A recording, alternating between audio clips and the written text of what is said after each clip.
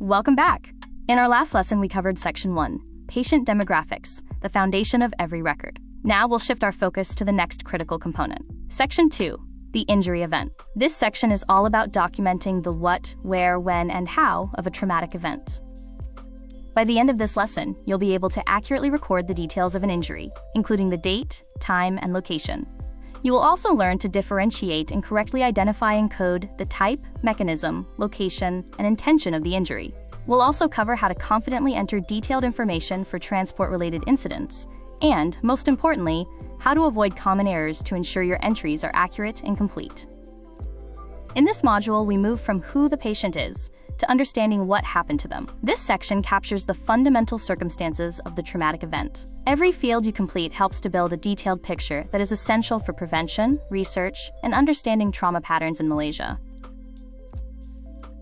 Before we dive into the specific fields, let's take a moment to understand why the data in this section is so important. The information we capture here is the core of our National Injury Surveillance System. This data is crucial for three main purposes. First, injury prevention. By understanding exactly how, where, and when injuries occur, for example, specific times for motor vehicle accidents, common locations for falls, policymakers and organizations like MIROS can design targeted safety campaigns and interventions. Second, research. Researchers use this data to study injury patterns, risk factors, and the effectiveness of safety equipment like helmets and seatbelts. And finally, resource planning. Knowing the common mechanisms of injury helps hospitals and emergency services plan for the types of patients they are most likely to see. Now let's walk through each field in Section 2. Number 1. Date of injury. The date of injury refers to the exact date and time of the incident. Remember to use the 24-hour format for the time. Always double-check for accuracy, as this information defines the timeline of care. If the exact time is not known, enter the best possible estimate to ensure the data remains reliable. Number 2 and 3. Dominating type of injury and event description. For dominating type of injury, always select the main injury type that best represents the event, whether it is blunt or penetrating. For event description, provide a short and clear summary of how the injury happened. Keep it simple but accurate. Whenever possible, add important and relevant details, as these will enhance the value and usefulness of the data. Moving on to number 4, mechanism of injury. For transport-related injuries, select the type of transport involved in the event. Here, A represents the patient's mode of transport, while B represents the transport of the other party involved in the incident.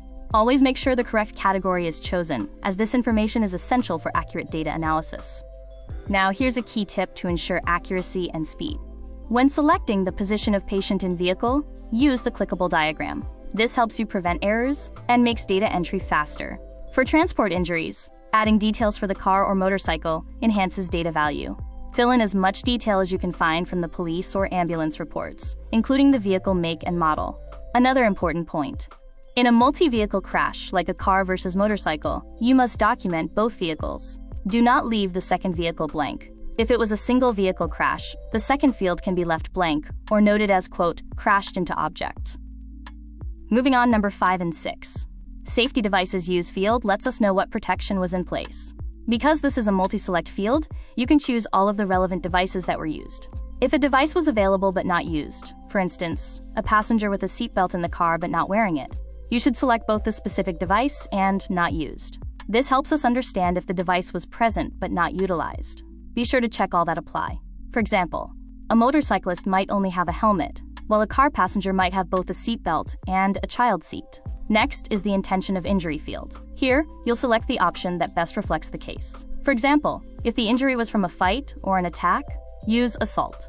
If it was a suicide attempt, select intentional self-harm. These specific categories are important for documenting a patient's record correctly.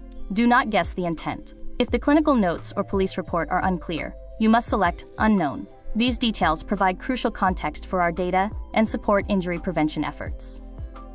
Next, we will record the address of injury. This refers to the exact address where the accident or injury took place. In addition, the GPS coordinate of injury give us the precise location of the incident.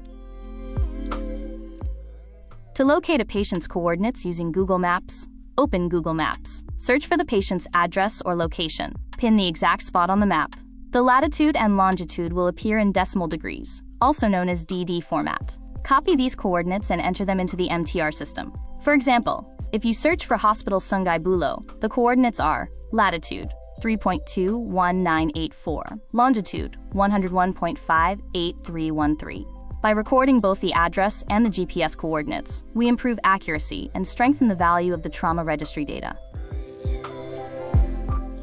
The injury location field specifies where the injury happened, such as home, road, workplace, or public area. This is a simple but vital piece of data for identifying injury hotspots. Additional information allows you to note any factors that may have contributed to the injury, such as evidence of alcohol or drug use, sleep deficiency, or distracted driving. Finally, if special circumstances is yes, you must specify what it was, e.g., flood, industrial accident, MCI for mass casualty incident. These details is extremely valuable for public health and prevention efforts. You have now learned how to document the complete story of the traumatic event. Key takeaways: the date and time of injury is the starting point for all clinical timelines. Be detailed and specific when documenting the mechanism of injury, especially for vehicle crashes. Use the multi-select feature for safety devices to capture all relevant information. The injury location and contributing factors are essential for injury prevention research. This concludes our training for Section 2, Injury Event.